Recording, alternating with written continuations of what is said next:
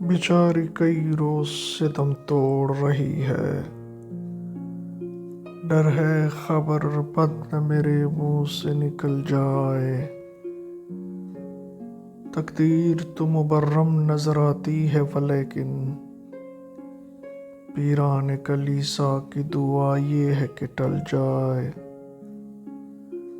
ممکن ہے کہ یہ داشت پیر کے افرنگ ابلیس کی تعویذ سے کچھ روز سنبھل جائے۔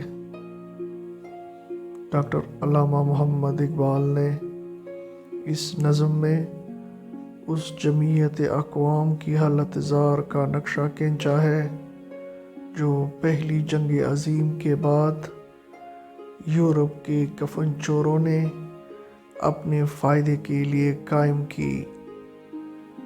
جنیوا والی لیگ آف نیشن کے متعلق اقبال نے پیام مشرق اور ضرب کلیم میں کئی نظمیں لکھی ہیں۔ جمعیت اقوام اب عنقریب ختم ہونے والی ہے اور وہ دن دور نہیں جب ہم یہ خبر پڑھیں گے کہ اس کا خاتمہ ہو گیا ہے۔ اس کی موت تو قطعی ہے، لیکن پیران کلیسا اس کے حق میں بڑے درد دل کے ساتھ دعائیں کر رہے ہیں کہ ابھی یہ کچھ دنوں اور جیتی رہے۔ تقدیر سے یہاں مراد خدائی فیصلہ یا خاتمہ مبرم ہے۔ پیران کلیسا بھی اقبال کی خاص اصطلاح ہے۔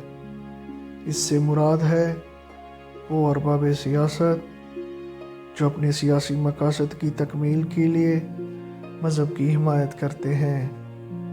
پیران کلیسا کے لغوی معنی تو ان پادریوں کے ہیں جو رومی یا پردستانی کلیسا میں بلند مناصب پر فائز ہوں۔